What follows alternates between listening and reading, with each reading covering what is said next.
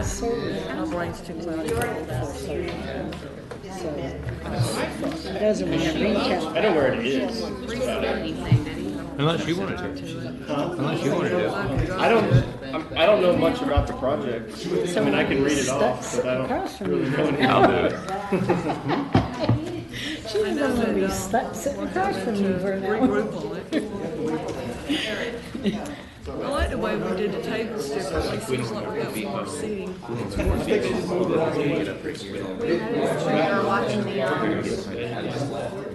This is our new thing. The podium's, they have to roll late for you. We don't know if we'll do it that way.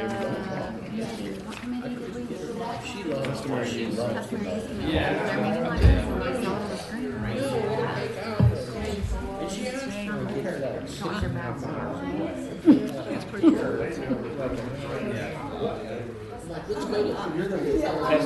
I like it so far. I just like it because here's we have more seating. Is it working? Yeah, they got the new one now. Oh, now it's on. Have you been? Testing? Yes. 1, 2, 3. Can you hear me? Can you hear me? Hello? Is that better?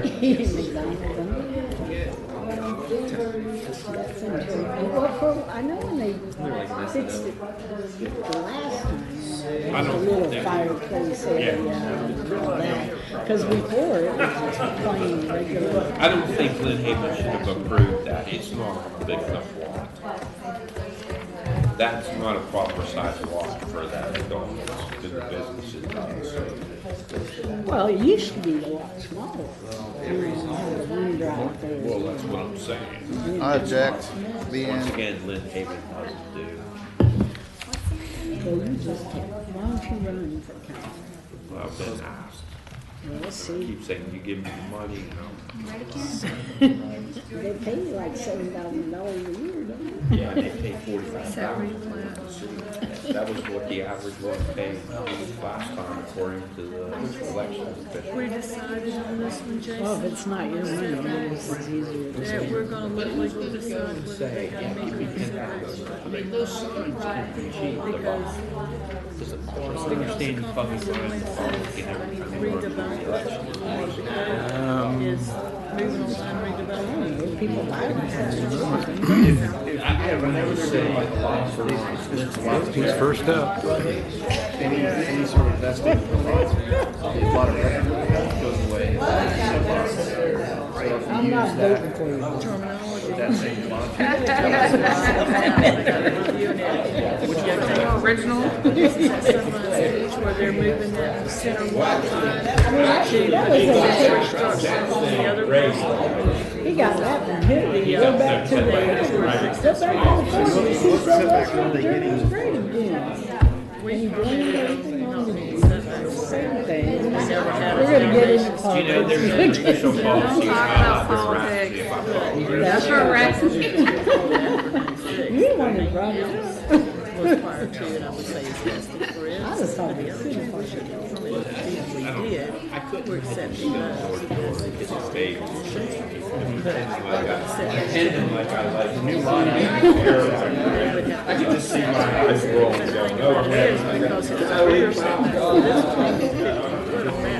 And sitting there waving at his hand. I know. Well, you guys have Put my son out there. You get an endorsement from the mayor. The mayor Bring it back here, but based on whatever legal says, it's gonna make sure she gets motion. What do I have to do with it? It's on the He's a regionally known. We have high. because it's a flat. Well, what else can I do with it? Better than trying to shoot him. No, I would agree. I mean, and not only that, when we discussed this, I They didn't got have some to crazy It's evaporated. when I seen two of them was, and that's good. This black jackets are hot. I mean, I think it would be cool because once I get elected, I'd just be like, no. See where you are? Hey there. Yeah. How you doing? I'm doing good. Good. And those Like for every month, like every meeting you go, you get a month's credit for your retirement. Do you? I never heard that. What? Don't you get like every month you every meeting you go to, you get like a month's credit of your retirement? When you go as elected official. I'm an actual employee. But that's what I'm No, saying. but he's saying as a. But yeah, I You mean, get double retirement. DNS. You get this, I get retirement pay from that also, yeah. It's not, it's based on the amount of the pay. oh, so like the bank commissioners, 70, 80, 90, they get. Come on, Slappo. Can we send you a spot right here?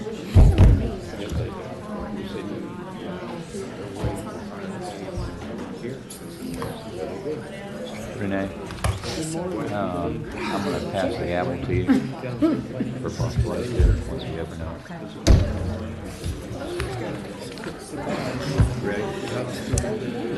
Good morning. If I could have everyone's attention, please. This is the February 1st Walton County Technical Review Committee meeting.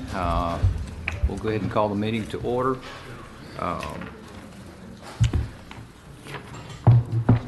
We have no minutes to review today, so I'm going to move on to announcements. Do we have any announcements? There being none, let's move straight ahead into the project review. First item on our agenda is Executive Business Complex, being reviewed by Tim, actually Rita, who is not here this morning.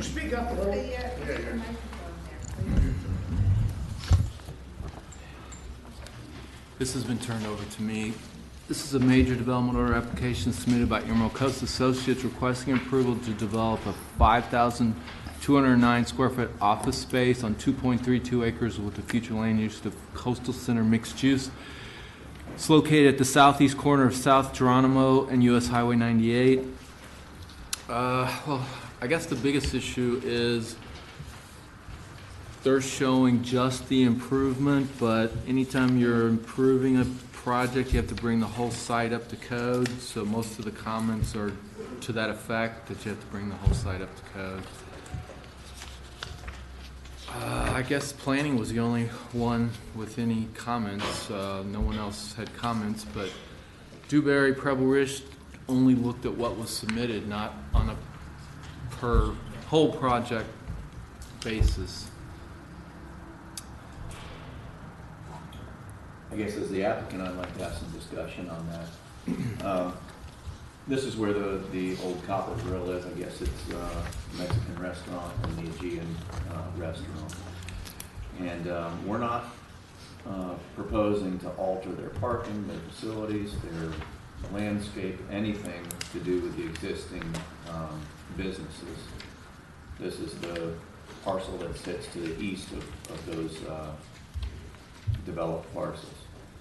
And it was our intent just to develop this in accordance with the code. I don't know that we can bring those two restaurants up to code. There's new parking requirements. There's new comprehensive and land development code requirements for those. If we were altering those businesses, I'd understand that we'd need to bring them into code. I guess I'd like to have some discussion on that. Well, what Tim is referring to is a Chapter 13 scenic corridor rule that says if you're going to expand an existing development by 2,000 feet or more, the entire site has to be brought up to code. All right. Is that just with regard to the scenic corridor requirements? It's a scenic corridor requirement. But it includes just about every element. I mean, if you go through the scenic corridor, it still talks about parking, landscaping. It talks about all of those issues. I don't know that landscaping is an issue because I don't think landscaping has changed since that plaza was developed in 1999, 2000, somewhere around in there. And it may not, but the landscape plan is only for the improvement, not for the whole site.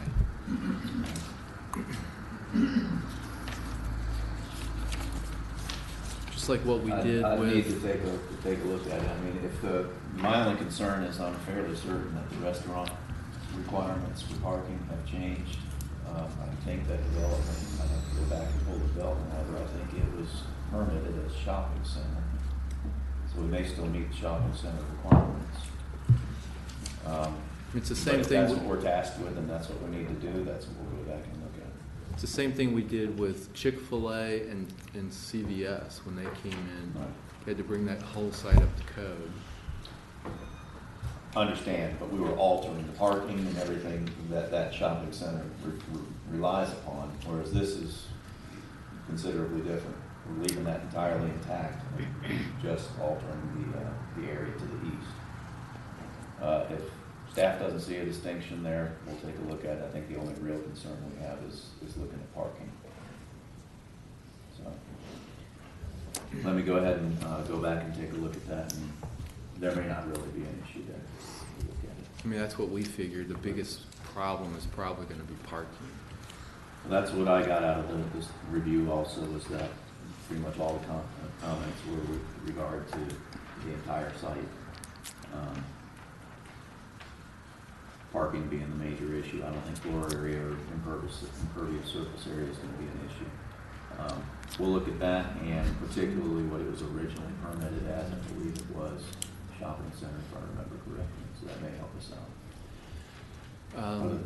Other than that, I don't have any other comments. Anyone else weigh in, but I don't know if we can use shopping centers since there's 3 restaurants in that building. There's no retail, it's all restaurants. Take a look at what we got and what the requirements are. Would the original development order have any bearing on that? If it was permitted under retail, would that still hold? Normally, if we Or changed the shopping center? use of a building, then they'd had to go through a change of use process that would have showed the additional parking for the change of use or decrease, whatever. I mean, that's the way we've done it in the past. Would restaurant use be a change of use from shopping center? Yes, that if not there's no included? other use in there at all and it's completely restaurant, then it's a restaurant development. It's gonna change parking. I would differ on that. Shopping center allows that any, that's basically why people use shopping center. It allows any mixture of tenants within those buildings. But at this time, there's no mixture of tenants. At this time, it's. Or no they're mixture all of use? restaurants. That's right. So if they're all restaurants, you would want to change the parking classification then to restaurant. My understanding was if it's shopping center, you can, worst case, or you can have all restaurant in there, you can have all general business in there. Well, Dean does have a point. Yeah, I guess we need to look and see what the original DO. Let's take a look at the original DO and see how that was originally approved, what those initial uses were. Did it include the car wash as part of the original CO? I think the car wash was a subsequent development order that came along afterwards. But was it all part of the same development? I don't know. It's the same property. There's three parcels, right? All of it's on. Right. But I don't know. Let's take a look at the previous development approvals and see how the parking was treated for those 2 different operations compared to what we're going to add to it. All right. It may not be an issue, but we just need to confirm it. Okay. That was my only point of discussion also. Okay, well, I'll make a motion to approve the project pending resolutions of all outstanding issues / comments, and at that point, move it forward to the design review board. Motion and a second. Any further discussion?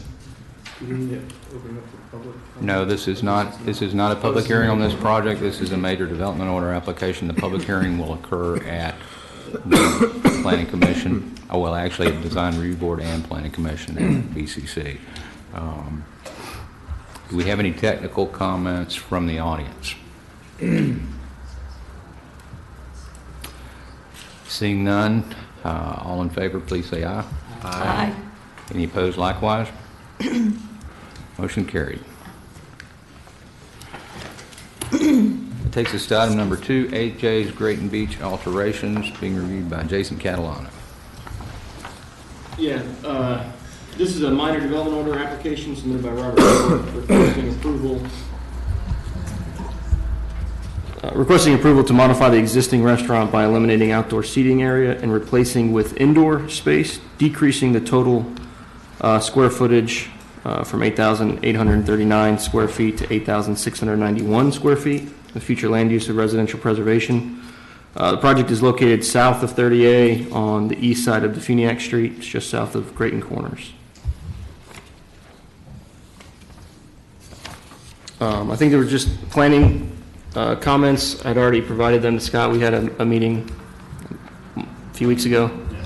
So I don't know if you have any questions on those. I think we got the comments. Scott Jenkins with Jenkins Engineering. We're helping the applicant go through this reduction, and we got the comments. Don't really have any questions. Should be able to turn them around quickly to you. I know that they're working on getting some certificate of land use compliance stuff done right now also. So they don't have any additional questions.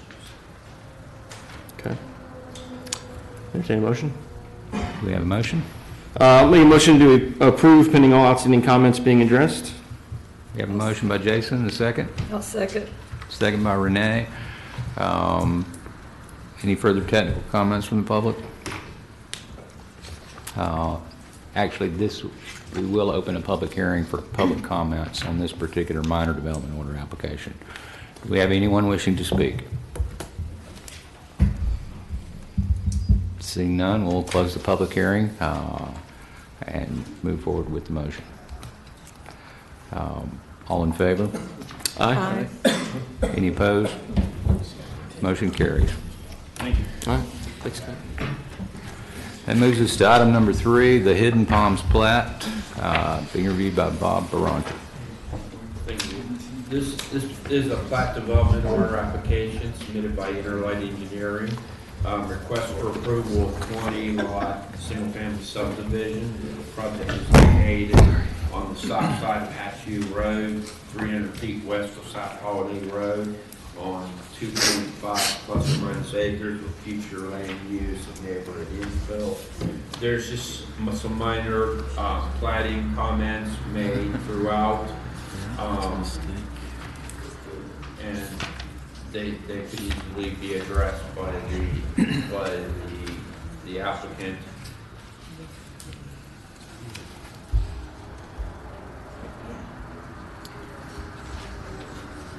Does this say 20 lot or 30 lot subdivision? It is a 20.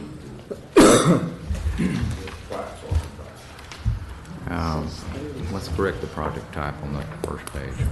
Okay, yeah, it's okay, I'm sorry. I'll fix it. The ad is correct. Yeah. And just one suggestion as we move forward to the PCC. Make sure that it's clear that this is a previously approved development order. Okay, and now being platted. Okay, I have that in the history. Okay, I can do that. Just so there's no confusion, that's Okay. at the BCC. No problem.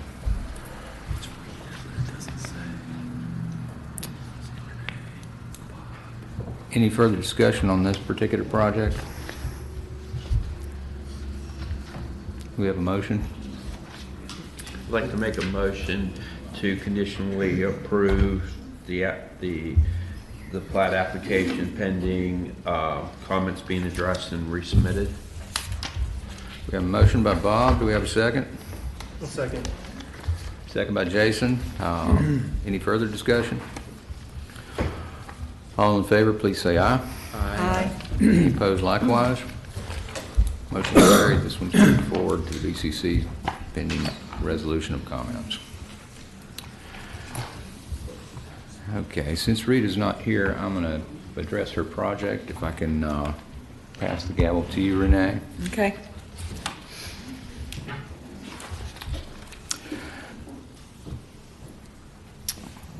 Next item is Fox Lake subdivision being reviewed by Rita, and unfortunately she's unable to be with us this morning. This is a major development order application that has been in process for some time. It has moved back to TRC based on the Board of County Commissioners not approving the proposed abandonment.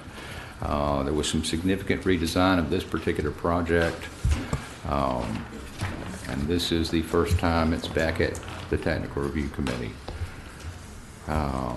We've got quite a number of planning, engineering, environmental, and we also have some comments from the fire department.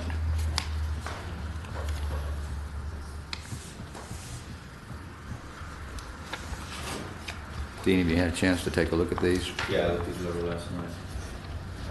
I just had a couple of questions on it. I'll start with planning comments. I know Rita's not here, but her fourth comment to remove the roadway to the center of the easement between government lots 14 and 15. There's one of the lot owners there with improvements in the easement. It was our intent to work with them to not have to remove their well and their fence. I just didn't know if that was an appropriate response or whether we want to wipe out their fence and their well. That was a comment from the previous project. It was a discussion that we had with the owner, and we had I think there was at one point where we had that road in the middle of the easement, and we agreed to move it to the north to stay out of those improvements. And if it's the county's desire to keep that in the center of the right of way, I just want to make y'all aware that there are some improvements in the right of way. If you've got an alternative response to that comment, feel free to bring that forward. Is that something that Public Works would be agreeable to? I've looked at that particular issue, but typically we'll let you consider the right of way. But I think Well, if you guys have done that, it's a very quick look.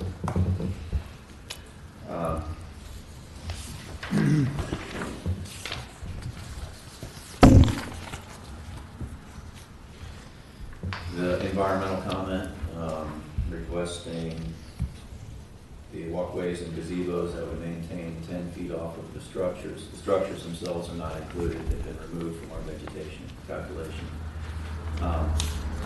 But we don't need to maintain 10 feet off of the walkways. These were intended to be meandering walkways through the preservation areas. Kristen, I believe these were your comments. We have, it's probably going to be gravel or pine straw walkways through the preservation areas. I didn't see a need to maintain 10 feet off of those because the idea is for them to be pathways through the woods. There's a gazebo or something? There is a couple of gazebos in there. Clearing, because you can't clear what you're counting as preservation. But if we need to maintain it off the gazebos, we'll do that, or make the gazebos smaller, or whatever we need to do to accommodate that. I just was concerned about pathways. Vivian. Pine straw, maybe if you're not, I mean, those areas are supposed to be left in their natural state. I mean, that's the way that it's worded. I understand. So, but you can meander pathways through the trees, and that's the intent. If you ever been out to up in Niceville, I forget the name of the subdivision, but they have a lot of those pathways that meander. Swift through. Creek? Huh? Swift Creek? That's No. where I live. It's near Swift Creek. Maybe you can hear it, but I can't hear it. Sorry. Yeah. I don't know what the past precedent is on that, but the way I read it, you can't do anything in preservation areas.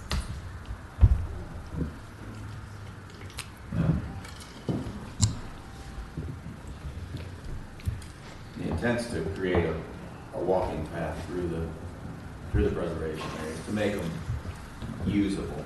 There's not an intent to clear trees and put a boardwalk through there. I mean, it's literally, we're gonna find a path that can meander through the trees and through the woods.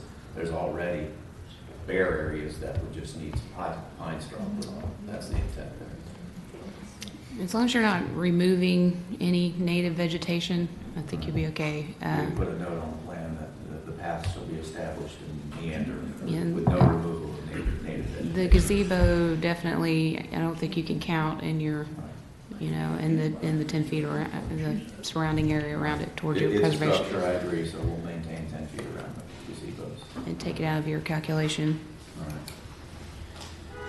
All right. On the engineering comments,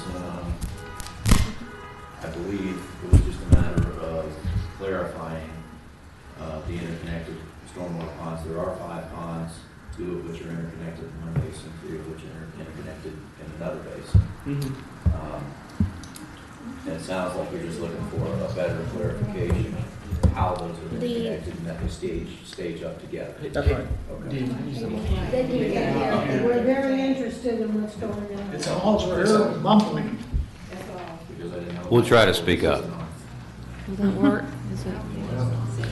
You can probably do that. Yeah.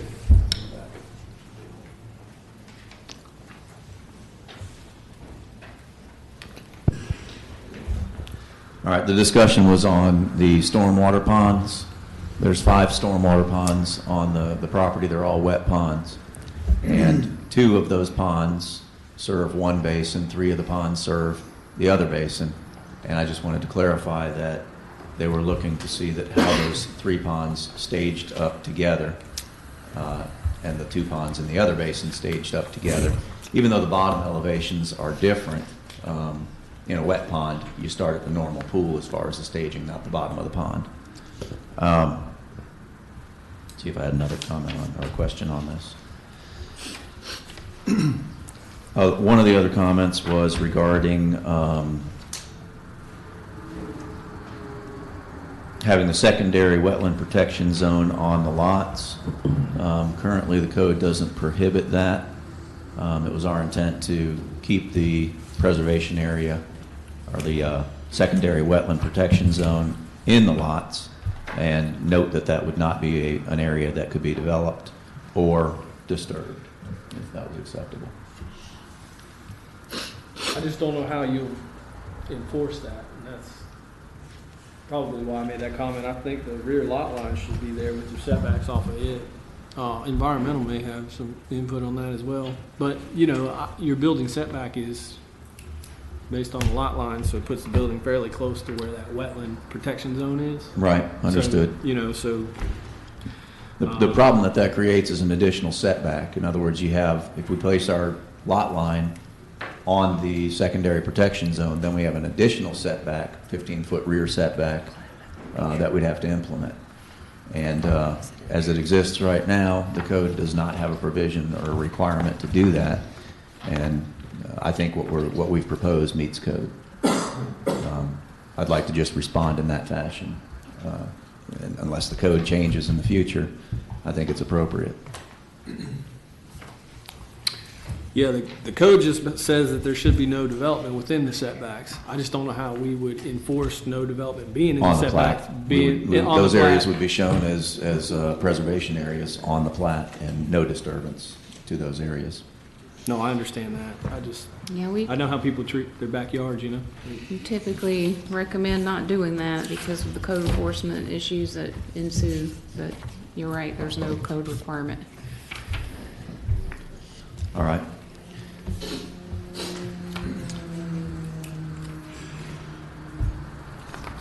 Is there enough room to construct the home without impacting the secondary Sure. wetland buffer? Yes, absolutely there is. Okay.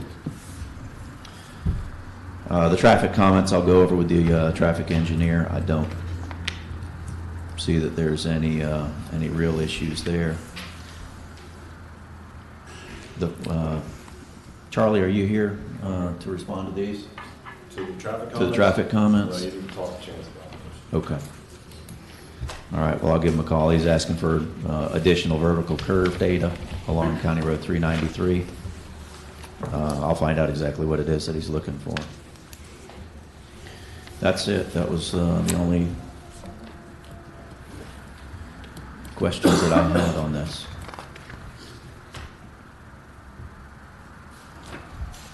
Okay. Do we have any more technical comments from the committee?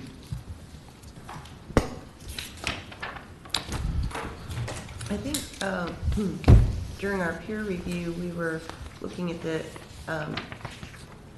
second access and was wondering if Sammy had any comments on that access to the south. Actually, we do have comments from Sammy now. I'll try to be loud, folks. My only comments were, obviously, if there's a secondary road, we need to make sure that it's improved and it can maintain and support the capabilities of emergency apparatus. So I'll probably need an auto return analysis on that road. I don't see an issue with that. Some of Gravel, it's proposed some as of gravel right now. If we have a 6-inch gravel road, that will be compacted and support a vehicle of that weight, that's acceptable. We'll need to see that in the plans, and we can talk offline and make sure that you're getting me what I need, but that one curve is only one I've got some concern with, so. Yeah, I think there's an area where we've only got a 33-foot easement to work within. But I can run auto turn on it and see if there's an issue, we'll figure out what we need to do, if we can. Let's run auto turn first and see if there's anything that we need to talk about. All right. Is that road gonna thank you remain open, or is that gonna be like a gated road that's just for emergency purposes? That road will be open until such point that it comes to our private roads, and there will be a gate at the point that it goes private.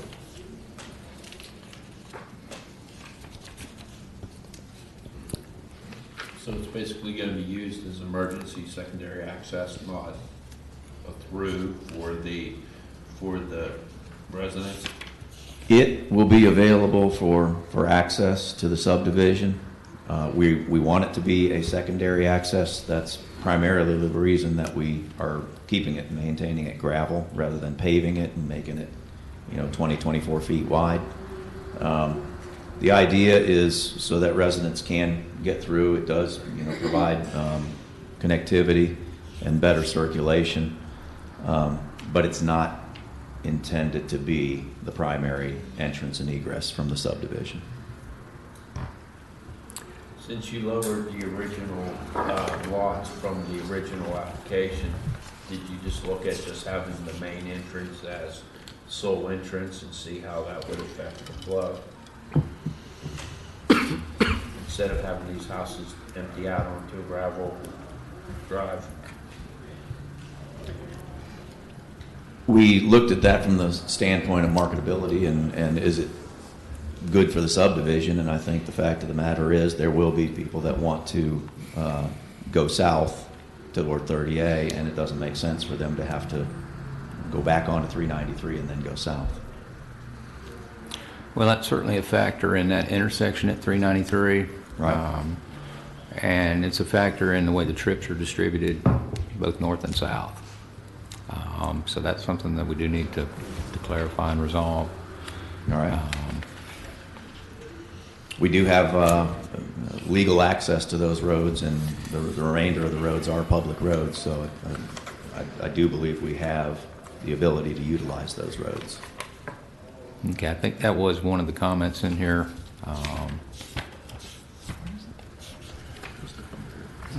Provide signed letter of agreement with Country Club Estates. All right. We've been working toward that. However, there is a recorded document that says that we have access rights. We are working in concert with them, and we think we're close to getting a signed letter of agreement as far as improvements that we will do to the road. Well, these are things that we need to resolve before we go to Planning Commission. All right. Are there any other technical comments from the committee? This is not a public hearing. This is a major development order. There will be a public hearing at the Planning Commission once it reaches that stage, and at the Board of County Commissioners. However, we can take technical comments from the public. If there are any at this time, you're welcome to bring them forward. Yes, ma'am. My name is Mary Nielsen. You can come to the podium, ma'am, so You want to go there? Pretty loud.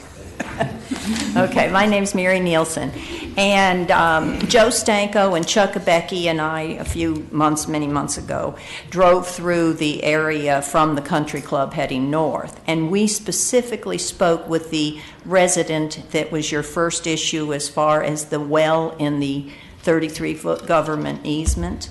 That owner to the south, 14 and 15, whichever lot he happened to be on. And he happened to be there that day, and he said under no conditions was he going to take it out of there. My premise as a realtor, from a technical point of view, is when people buy property, they need to know what they're buying, number one. And it should be on their title policy that there's a 33-foot government easement on that document. So it's beholding to them to not put something in there. So my comment is that I believe that since the county commissioners first rejected this abandonment of the 33-foot easement for Dean's project, that same premise and their same thought process should apply to the 33-foot easement to the south on that particular owner's property, and that his well and any irrigation or any other accoutrements that he has placed in there be removed for the benefit of the overall project, and any future owners who also have 33-foot easements and want to put something in them. So the premise of the Board of County Commissioners should apply to every other 33-foot easement. The only other comment I have on the wetland protection zone and preventing people from doing something in it after the fact, which you all just discussed, is there any way that requirement or language delineation can be placed in a plat, in the recorded plat, to protect it and further enhance code enforcement in the event that they choose to bush hog it later on to put their, kiddie deck in, or their play set, or their whatever it is they do. Because notoriously through Walton County, we have repetitive abuses of the preservation area because they have teensy lots with a teensy little backyard that's like from here to there. And the minute they see those bushes back there, they say, well, that's my backyard, and I'm going to go bulldoze it. And I'm going to put my deck in there and my playground and the doghouse, whatever. So I think is there a legal, mechanical way in the plats, in the language, that should be provided, and that would then in turn perhaps note it there, it would be noted on their surveys and noted in the plat, and that would give code enforcement a better handle on it when it does happen. Thank you. Thank you, Mary. I think those are good comments that could be incorporated into the development order conditions and the plat once we get that far. So just on the right-of-way comment, we'll do whatever Public Works, what's decided with Public Works. I can cite another project where there was a gate and a private entrance in a 33-foot easement. It was upheld that gate and private entrance would remain. On one of my projects. Gate and private entrance is more of a transportation kind of thing that would be appropriate in a 33-foot easement. Not a dumpster. Well, wouldn't disagree on that one. The presence of a well is questionable, and we'll ask Public Works to we'll do whatever Public Works agrees to do. Provide direction on that, since that is a public easement. Do we have any further technical comments from the audience? Okay. Yes, good morning. My name is Charles Ebeke. I live at 143 Fairway Drive. My property, Lot 5, adjoins the proposed Fox Lake development. I have 4 basic technical questions. I've been a resident in this area for about 8 years. It's a retirement area. It consists of about 30 homes in that development.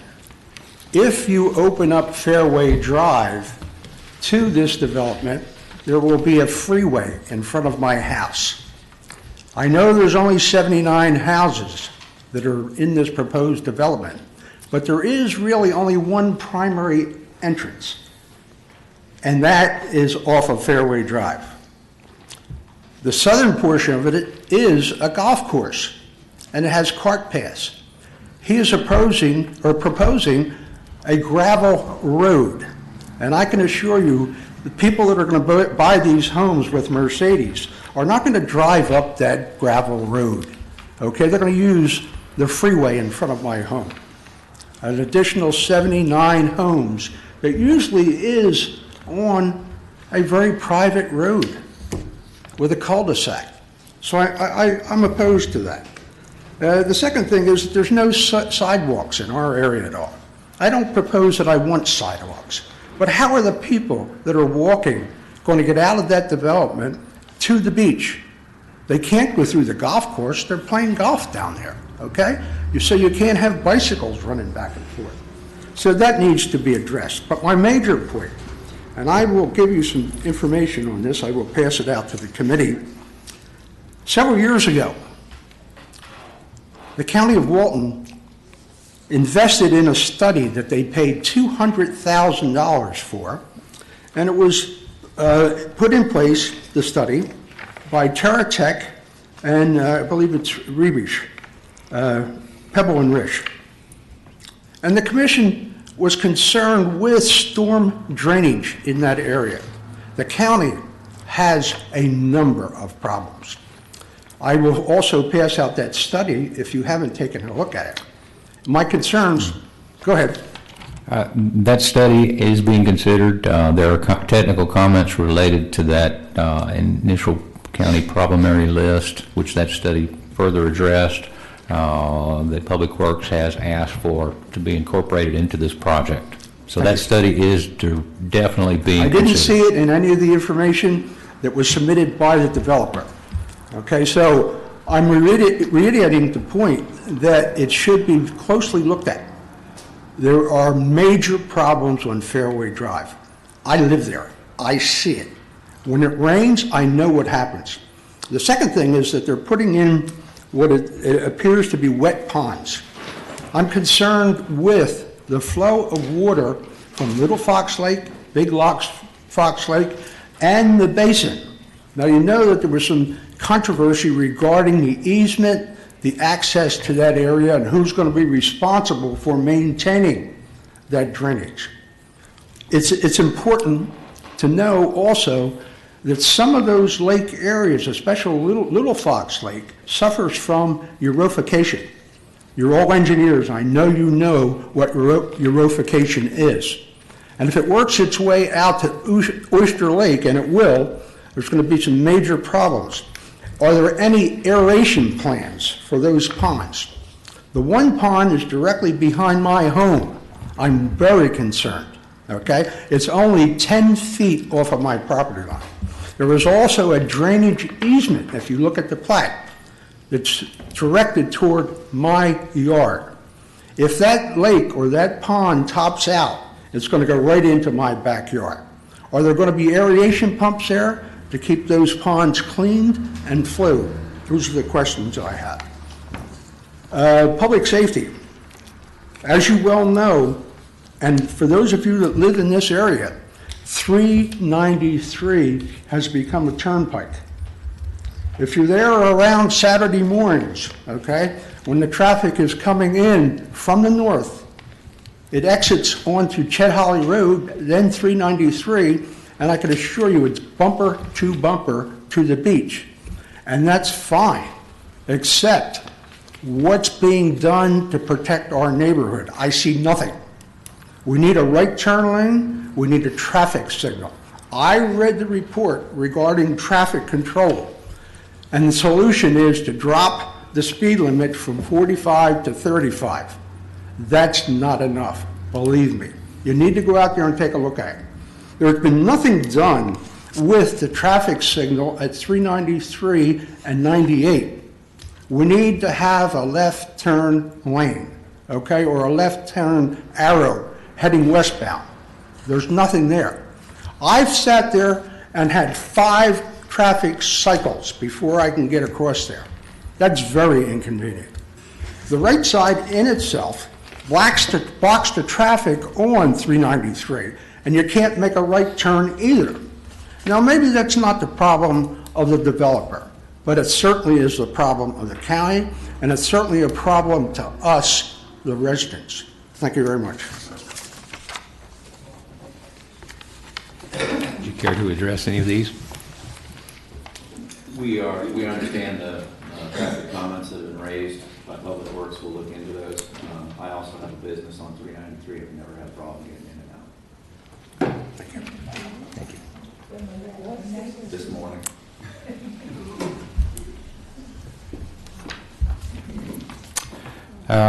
Specifically, that initial county problem area list is addressed in here.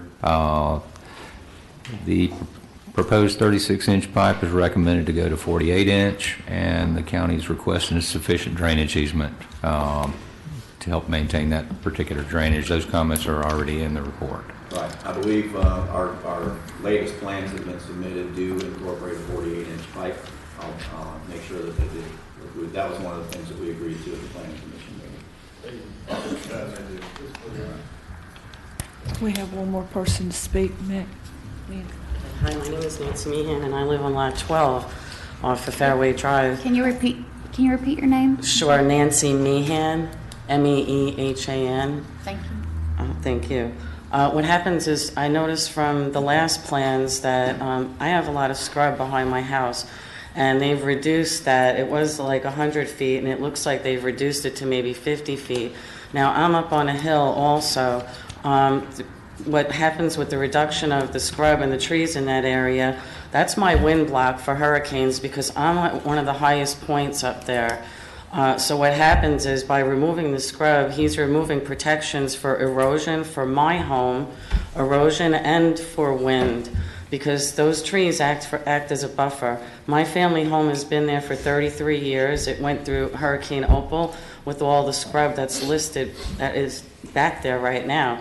Now, I don't know why the scrub was reduced from back there, and I don't know why there's going to be preservation buyout of scrub when my opinion is it needs to be preserved behind my home.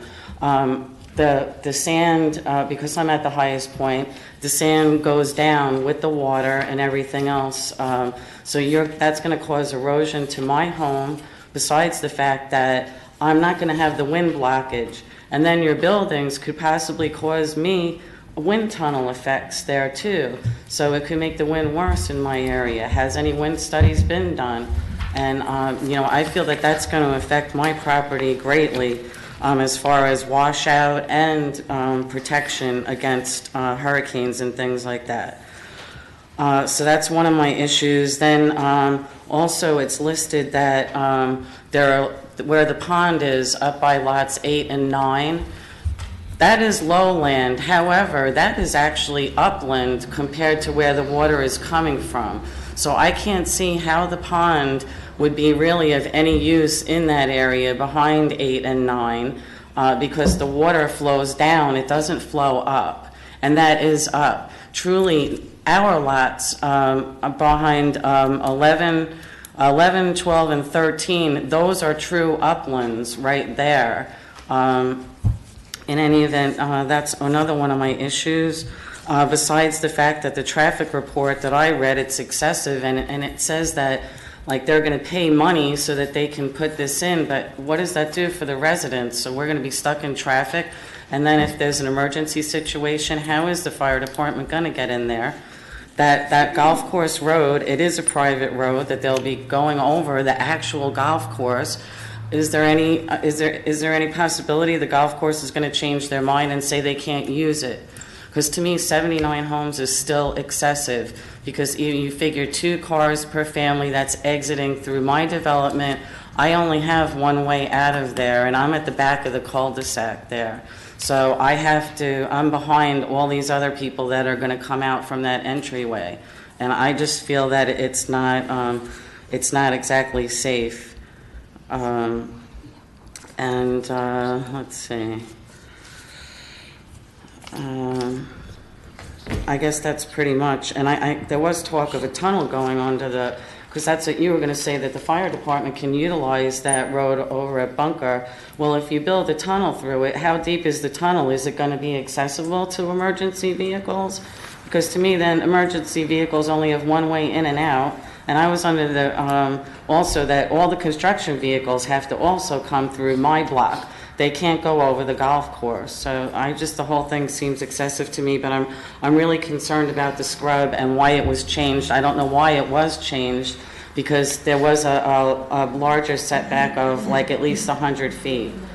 So, and now it's reduced to 50, and you want to buy out preservation. We need to preserve what we have there. We have a multitude of animal species, including a panther that is back there. I've seen him take a rabbit in my yard, and the previously planning department person who did walk the area found also panther tracks back there too. And there's a lot of wildlife back there, and I believe it's used as a cut through too, going through towards the Point Washington Forest.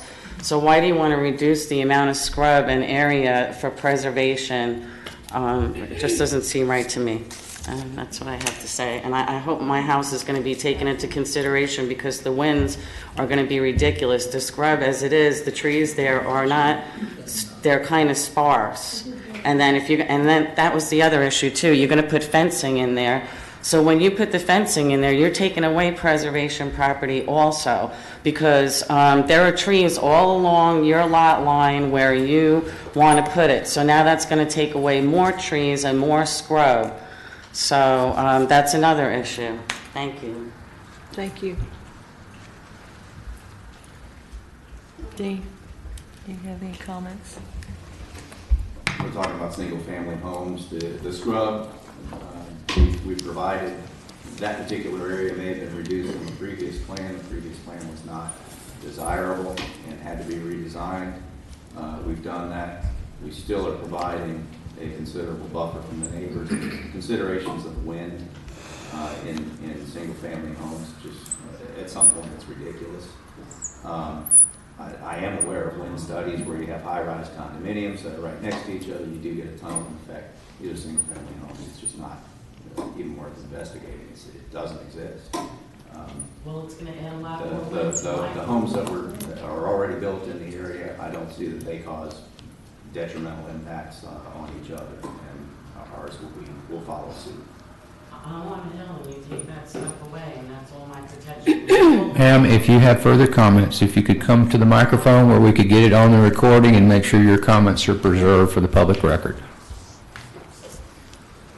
I just want to say that if you take that scrub away, you say, the single homes aren't going to affect me, but those homes are a lot lower than my property, and what happens is they're not going to offer any wind barrier. That scrub does. That's what protects my property and the properties up there, plus for erosion, because we're up high and it's going downhill. The rain doesn't go up, the rain goes down the hill. So that's going to be taking stuff from my property, and with the trees and everything gone from there, it makes it more erodible.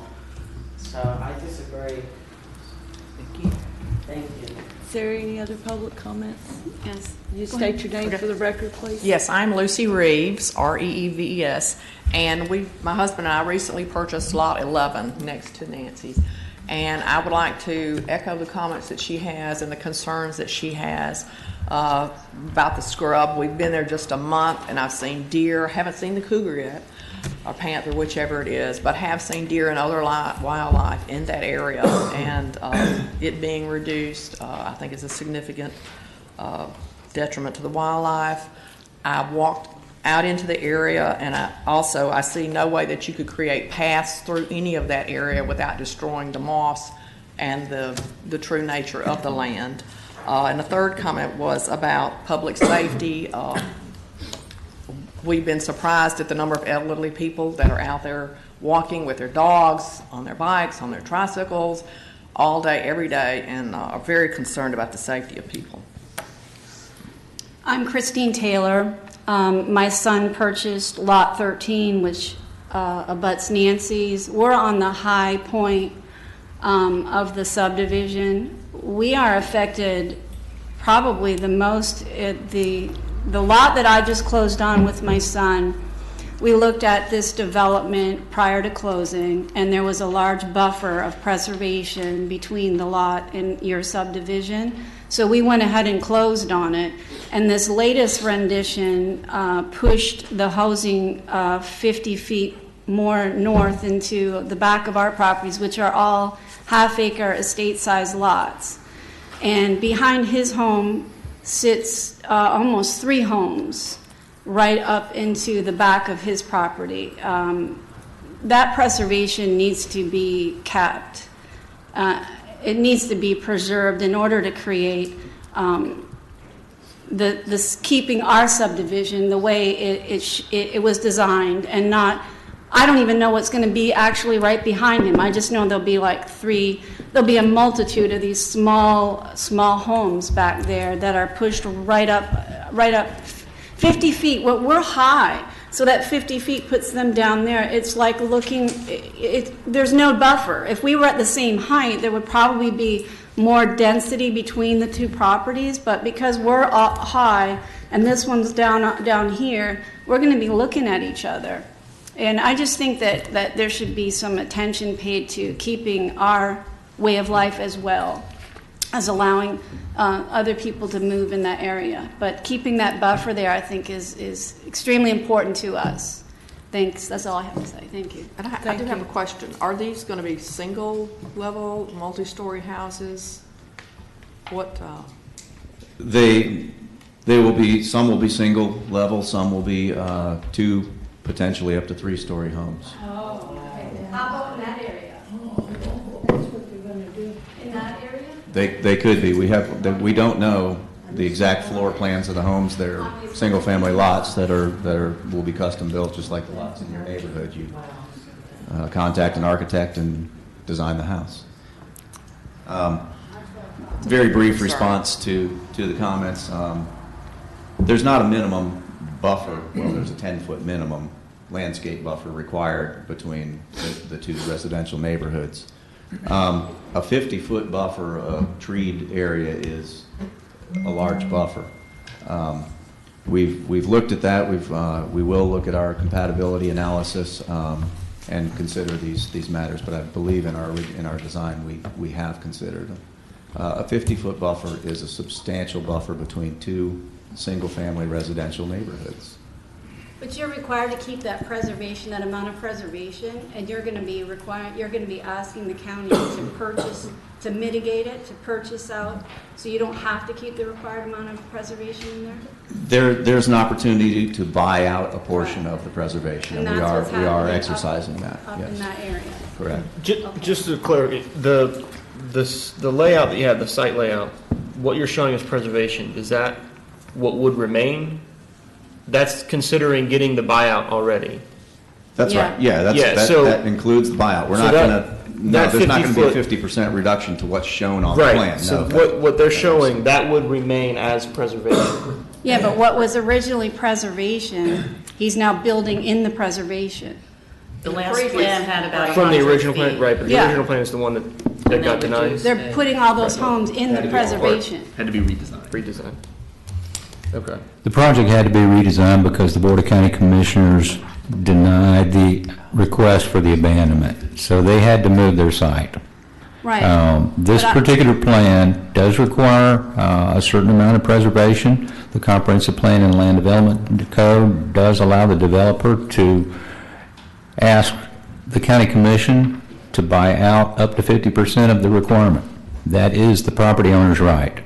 The Board of County Commissioners ultimately has to approve that, but at this particular stage, this particular component of the project is Comprehensive Plan and Land Development Code compliant. There is not a technical deficiency here. It is subject to approval by the Board of County Commissioners. Right. I just wanted to make my position known. Thank you. And just so, the trees back there, that 50 feet, it's sparse. It's not like it's thick woods back there. It's very sparse, so it really doesn't provide much of a buffer anyway. And that's, like I said, for wind. Those trees are what keep my house safe and keep my property where it is, as opposed to eroding down the hill. Thank you. Thank you for your comments.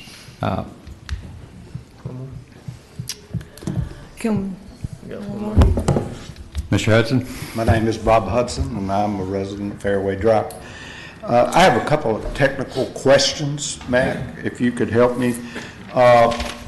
The area that, the easement that was there platted for public use, when the fairway addition was added, has been there since the subdivision was platted. I'm concerned because when I looked at the drawings, and I'm asking Dean what the elevation of the road that goes from Fairway Drive to their adjacent property is. The county installed a drain through there, and there's only a small amount of fall. When I looked at it, it shows the road being elevated above what it is, which would potentially throw water into my garage and driveway and backyard. What is the elevation of that road? The elevation of the road that we're planning to put in? Yep.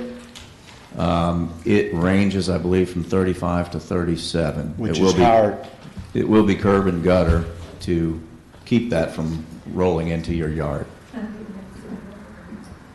And we're going to alter that drainage to where we have two inlets to catch the water at the end of the curb and gutter and pipe it into the That's 3 feet above the base floor in my house, and my house currently complies with statute in terms of elevation above the street in front of it, and that's a concern. I understand what you're saying, but it appears to me that you're going to swell the road, and then I've got an issue with that. So hopefully we can look at that very carefully and make sure that we're not throwing water, because I have an agreement with the bank in terms of where water goes with this development.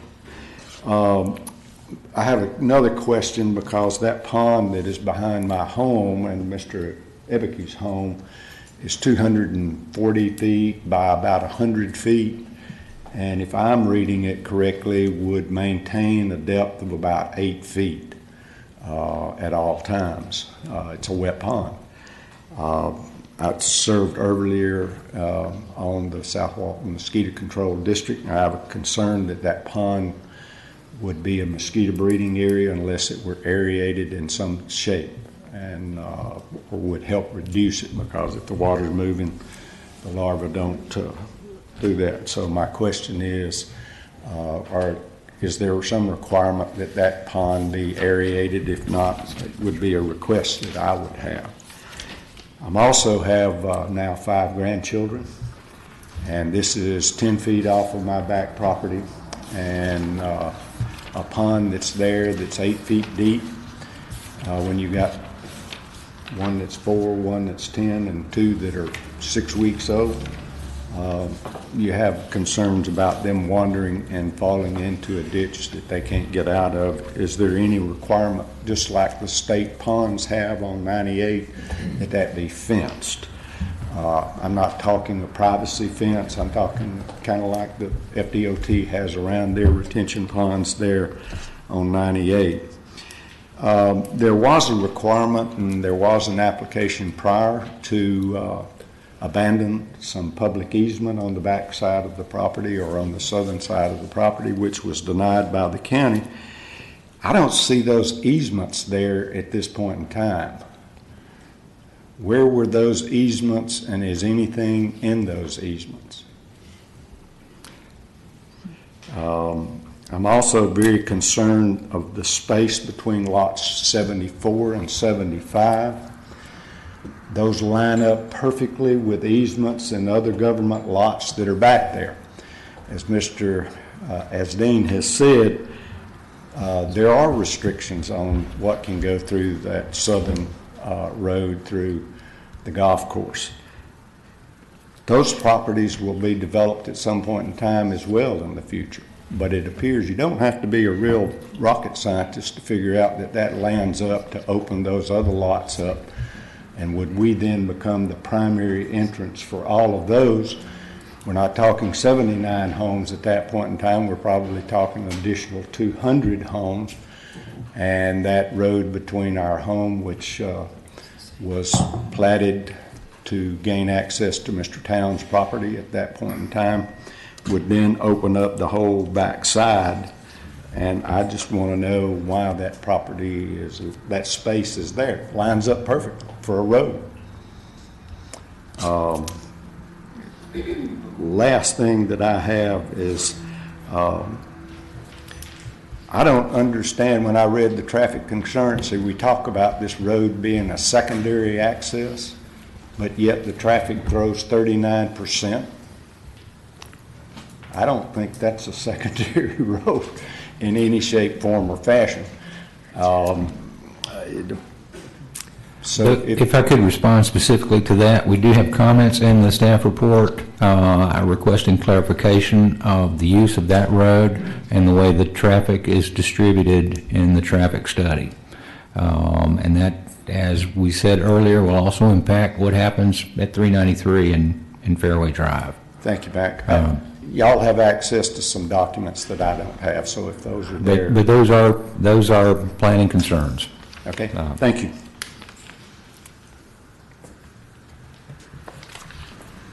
Hi, my name is Susan Bryant. My husband and I own property at 15 Fox Lake Circle in Santa Rosa Ridge. I have two concerns. The first one is the traffic concurrency. Our property does not back up to the subdivision, but our way of life is still going to be affected. And the traffic concurrency concern is we definitely need a light there. I don't know if you've all had the opportunity to drive 393 at different times of the day, but if you're coming up from the beach heading north on 393, the cars coming south, there's an extreme dip in the road, and at one point you can't even see the other car when you approach the ridge. And that's a really big concern because you've got all different age groups, young kids, etc. We have Randy Wise's development right across from Ridge Road, and that's going to have people feeding in. And if you have the opportunity to go out there and drive that, Randy Wise's subdivision, you come out of that subdivision, you're literally climbing a short hill, and you have to keep your foot on your brake to keep your car from feeling like it's going to go backwards to approach this now new intersection. It's a real safety concern, and I hope we don't have a situation where people get killed before the county listens to what is needed there, and it's a light. So once all these other details are ironed out for this potential subdivision, that should be first and foremost, getting a light there to keep everybody in Walton County safe. And the second issue that I've been thinking about is I hope the county and the planners and the engineer will do the right thing with whatever homes they put in this subdivision. We don't need 3-story homes that look like this. We all know what it looks like. Let's do the right thing. Let's take this virgin land, which is beautiful property, and make it something nice, something that we're proud of, something that's going to last, and make it compatible with what's in the other area. You have an opportunity to do something very nice at this point in time. So that's it. I wanted to go on record. Thank you. Thank you.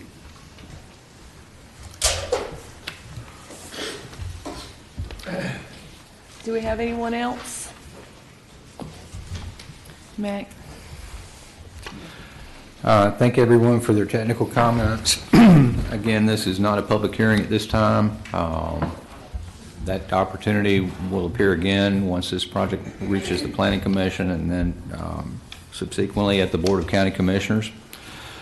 Given the large number of outstanding comments and questions, certainly related to the traffic circulation, the traffic report, and other issues that are raised by various technical review committees, I'm going to recommend and actually going to make a motion to continue this project to the March Technical Review Committee meeting to give the applicant time to address all the outstanding comments. When we go to Planning Commission, we want a good, clean report.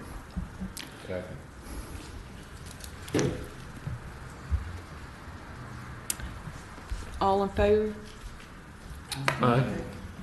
Aye. The motion passes to continue to the March TRC.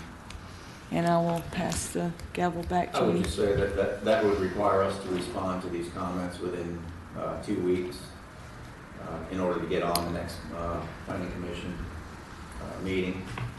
I don't think it's the motion's unreasonable in order for staff to review the comments and provide any comment back to us. But I would request that when we file our responses that we start our exchange in time so that we don't end up with yet another continuance. I think this project warrants enough time for these for these items. I just don't want to see it, unnecessarily snowball into another. And we absolutely don't want to hold the project up once it meets all the technical requirements of the Comprehensive Plan and Land Development Code. And we'll certainly work with the applicant to make sure the review is done in an efficient manner. And ideally, we get all these comments resolved, all the issues resolved, and we have a good, clean report by the end of this month to head into Planning Commission. Agreed. Thank you. And so I'm going to pass the gavel back to you so I can do my project. Okay, the next item is item number 5, Sunrise Beach 2. This is a plat application submitted by Emerald Coast Associates requesting approval to replat lots 1 and 40 of the Sunrise Beach subdivision.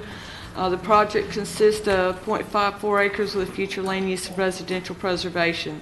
Project's located south of County 30A on Seawood Drive.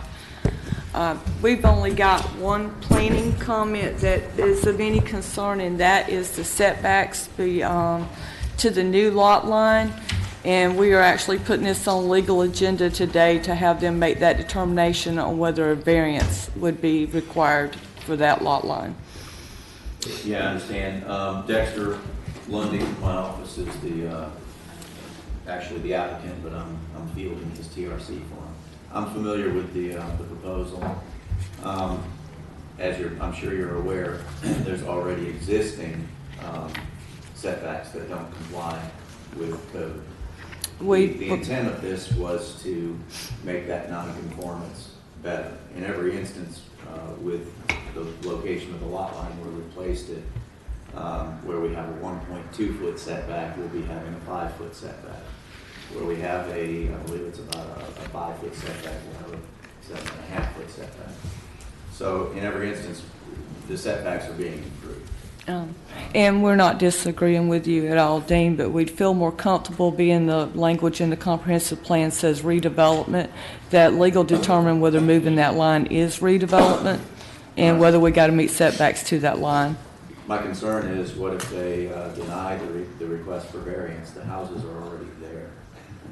Well, in that case, we're not moving the line. That's our specific legal question to try to resolve this morning with the legal staff as to whether or not this replat would be considered redevelopment for that purpose. We certainly recognize what you're proposing does improve the situation, and we support that.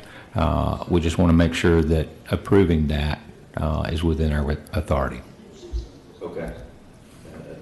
Just the repercussions of if it's disapproved, then in order to be conforming, do they have to get what's already on the ground? I understand the implications, yes.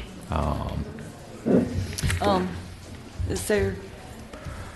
There being no other items on our agenda, do we have any other comments before we adjourn? Well, do we need a motion? Well, we got to make a motion first. Yeah, on this one, sorry. Do we have a motion? Yes, we'll make a motion to move this forward to the Board of County Commissioners unless legal determines that a variance is required. If so, we'll go to the variance board prior to placing it on a BCC agenda once all comments have been satisfied. And that is the only outstanding comment at this time. We still do have to get the Mylar in, get approval from Public Works and Engineering. Second. We have a motion and a second. Any further comments? Anyone from the public? Anybody? Any technical comments from the public? Seeing none, all in favor, please say aye.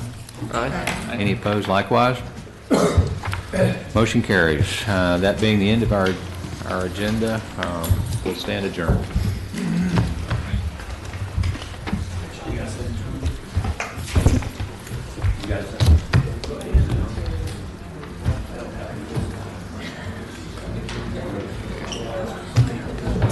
Where?